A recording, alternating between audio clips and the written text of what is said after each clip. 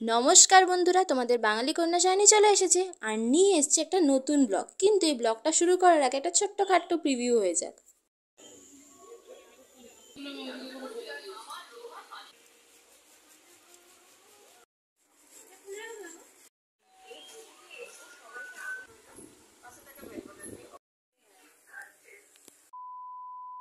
আজকের সকাল শুরু হয়েছিল আমার 7:30 নাগাদ। উঠে তাড়াতাড়ি করে ঝটপট ফ্রেশ হয়ে নিয়েছি, কারণ আজকে আমি বাবার সাথে যাবো একটু বাজার করতে। আজকে ডেট ক্যালেন্ডার চেঞ্জ করতে গিয়ে দেখলাম পুজো আর মাত্র 27 দিন বাকি বন্ধুরা। আবার আমি এখন বেরিয়ে পড়েছি বাজারে যাওয়ার উদ্দেশ্যে। আজকে বাজারে যাওয়ার একটা বিশেষ কারণ আছে। খুব জরুরি ছাড়া আমি বাইরে বেরোনো একদমই পছন্দ করি না, সুতরাং বাবার সাথে যখন বাজারে গেলামই তখন ভাবলাম আমি আমারও কিছু জরুরি জিনিসপত্র কিনে নিই, তাহলে আমার এক কাজে দু কাজ হয়ে গেল।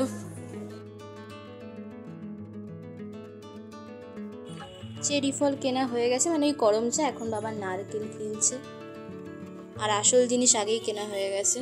বাজার কমপ্লিট, এখন আমরা বাড়ি ফিরে এসেছি। আর আজকের ব্রেকফাস্টে আমরা খেয়েছি হরলিক্স আর ম্যারি বিস্কিট। একে তো নিশ্চয়ই চিনতেই পারছো বন্ধুরা, ইনি হলেন তালবাবু। আর আজকে এনাকে আনতেই আমি আর আমার বাবা বাজারে গেছিলাম। তালবাবু শুনে কেউ আর ভেবে বসো না যে এর নাম তালবাবু। এনার অ্যাকচুয়াল নাম তাল, আমি একটু রেসপেক্ট দিয়ে বাবু বলছিলাম। তাল পুরো ছাড়ানো হয়ে গেছে, এবার একে কিছুক্ষণ ভিজিয়ে রাখা হবে। কিছুক্ষণ ভিজিয়ে রাখার পর এবার আমার মা এটাকে ছাড়াচ্ছে, কারণ এখন এখান থেকে ঘষে ঘষে কাদ বার করতে হবে। কাদ আর কিছুই নাই, ঘষে ঘষে যে রসটা পড়ে, যে থিক রসটা, সেটাকেই বলে। আমি একটু মাকে হেল্প করে দিচ্ছি কাদ বার করতে। আর ওদিকে দিদি নারকেল ঘষছে।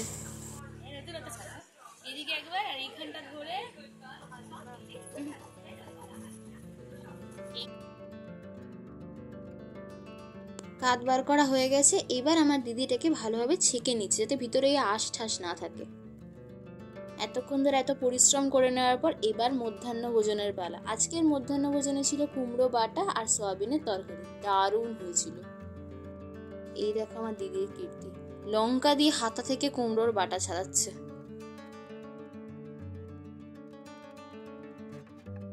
মধ্যাহ্ন ভোজন কমপ্লিট করে আবার আমরা স্টার্ট করে দিয়েছি আমাদের রান্না বান্নার পালা। এখন তালের কেক তৈরির আয়োজন চলছে।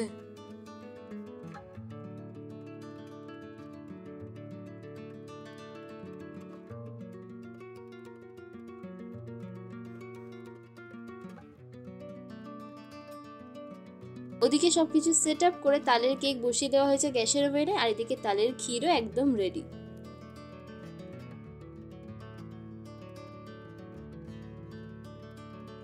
এই সময়টা আমাদের সবারই একটা টেনশন ছিল যে কেমন হবে, লেগে ধরবে না তো। বাট যখন দেখলাম তখন সবার মুখে একটা আলাদাই খুশি ছিল।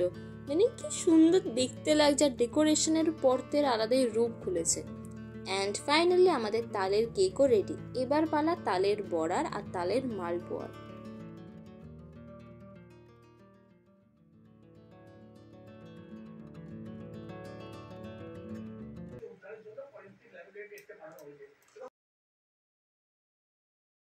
ফাইনালি আমাদের তালের বড়াও রেডি হয়ে গেছে। অবশেষে বন্ধুরা আমাদের তালের কেক, তালের ক্ষীর আর তালের বড়া রেডি। এখন আমি এগুলো খেতে বসবো। আর তার সাথে এই মিনি ব্লগটা এখানেই শেষ হলো। কেমন লাগলো কমেন্ট করে জানাতে ভুলো না, লাইক, শেয়ার আর সাবস্ক্রাইব করতে ভুলো না। Stay safe, tata.